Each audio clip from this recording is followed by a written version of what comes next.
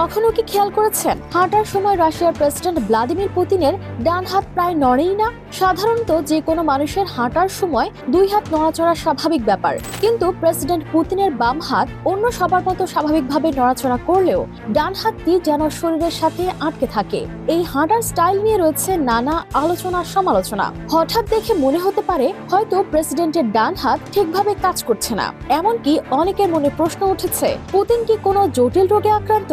চলুন জেনে নেওয়া যাক। বিশ্বের শক্তিশালী নেতাদের তালিকায় ভ্লাদিমির পুতিনের নাম আলাদা করে চোখে পড়ে। ক্ষমতা, প্রভাব, দৃঢ়তা সব মিলিয়ে তার জীবন নিয়ে কৌতূহলের যেন শেষ নেই। সেই কৌতূহল এবার এসে ঠেকেছে তার হাঁটার ভঙ্গিতে। কেউ কেউ সন্দেহ করছেন হয়তো জটিল কোনো রোগে আক্রান্ত পুতিন। কিন্তু দৃশ্যপট দ্রুত বদলে যায় যখন তাকে দেখা যায় গাড়ি চালাতে, ঘোড়ায় ছুটতে, সাঁতার কাটতে। ভারোত্তোলন, জুডো, ব্ল্যাক বেল্ট প্রায় সবই করেন তিনি। লেখার সময় হাত কাঁপে না, সই করতে গেলেও স্বাভাবিকভাবেই করতে পারেন। কিন্তু তবু প্রশ্ন থেকে যায়, হাঁটার সময় পুতিনের হাত কেন টান টান থাকে?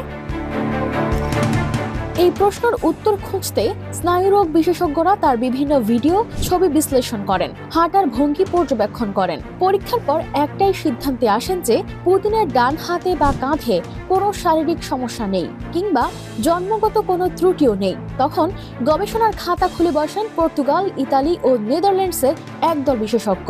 ধারণা করা হয় এটা হতে পারে এক ধরনের প্রশিক্ষণগত অভ্যাস, কারণ পুতিন সাবেক সোভিয়েত গোয়েন্দা সংস্থা কেজিবির প্রশিক্ষণপ্রাপ্ত সদস্য।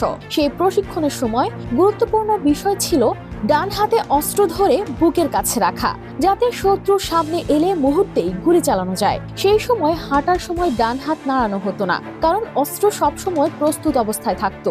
বিশেষজ্ঞরা বলছেন বছরের পর বছর এমন প্রশিক্ষণের ফলেই এমন অভ্যাস গড়ে উঠেছে, যা এখনো তার মধ্যে রয়ে গেছে।